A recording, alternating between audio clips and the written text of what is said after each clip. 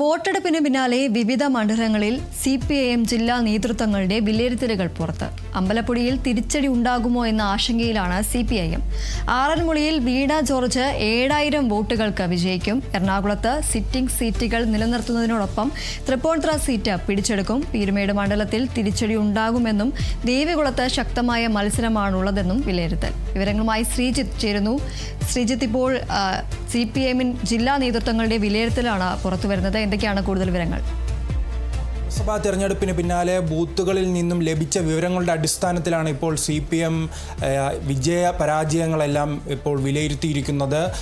പ്രധാനപ്പെട്ട തെക്കൻ കേരളം, അതോടൊപ്പം തന്നെ മധ്യ കേരളം, വടക്കൻ കേരളം അടക്കമുള്ള വിവിധ മേഖലയിൽ വലിയ വിജയപ്രതീക്ഷയും അതോടൊപ്പം തന്നെ ആശങ്കയും CPM ഇപ്പോൾ ഈ ജില്ലാ കമ്മിറ്റി, മണ്ഡലം കമ്മിറ്റി വിലയിരുത്തലുകളിൽ പങ്കുവയ്ക്കുന്നുണ്ട്. പ്രത്യേകിച്ച് പരിശോധിക്കുകയാണെങ്കിൽ കഴിഞ്ഞ രണ്ട് നിയമസഭാ തെരഞ്ഞെടുപ്പുകളിലും CPMനെ അധികാരത്തിലെത്തിച്ച തെക്കൻ കേരളത്തിലാണ് അവർക്ക് വിജയപ്രതീക്ഷയും അതോടൊപ്പം തന്നെ ആശങ്കയുമുള്ളത്. പ്രത്യേകിച്ച് തിരുവനന്തപുരം ജില്ല പരിശോധിക്കുകയാണെങ്കിൽ കഴിഞ്ഞ തെരഞ്ഞെടുപ്പിൽ 14-ൽ 13 സീറ്റുകൾ നേടാൻ CPMന് കഴിഞ്ഞിരുന്നു. ഒരു സീറ്റ് കോവളം മാത്രമായിരുന്നു അന്ന് കോൺഗ്രസിന് ലഭിച്ചതെങ്കിൽ ഈ തെരഞ്ഞെടുപ്പിൽ അവർക്ക് 4 മണ്ഡലങ്ങളിൽ 10 മണ്ഡലങ്ങളിലാണ് CPM മത്സരിച്ചത്. അതിൽ 4 മണ്ഡലങ്ങളിൽ വലിയ രീതിയിലുള്ള കടുത്ത മത്സരം നടന്നതായി അവർ വിലയിരുത്തുന്നുണ്ട്. പ്രധാനപ്പെട്ടത് അത് നിയമമണ്ഡലമാണ്. നിയമമണ്ഡലത്തിൽ ഇപ്പോൾ വിലയിരുത്തലിലൂടെ തന്നെ അവർക്ക് ആര് വിജയിക്കുമെന്ന് കൃത്യമായി പറയാൻ സാധിക്കുന്നില്ല. അതോടൊപ്പം തന്നെ നെയ്യാറ്റിങ്കര, പിന്നെ കാട്ടാക്കട, അങ്ങനെയുള്ള പല മണ്ഡലങ്ങളിലും കടുത്ത മത്സരമുണ്ട്.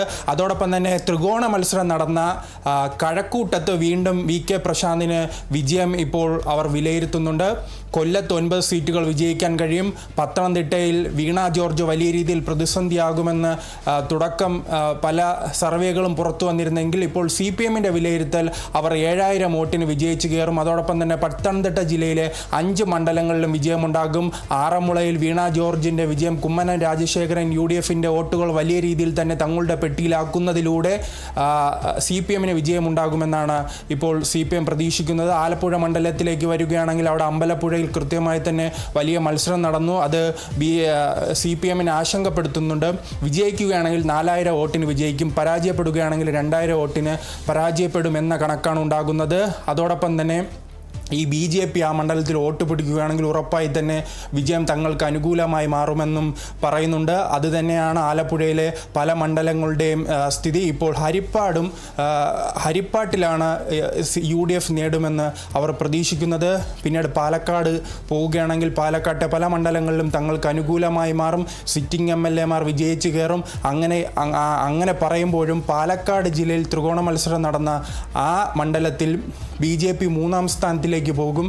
CPMന് 2ാം സ്ഥാനത്തിലേക്ക് മുന്നോട്ട് വരാൻ കഴിയുമെന്ന് പറയുന്നു. കാസർഗോഡും ഇത് തന്നെയാണ് അവസ്ഥ.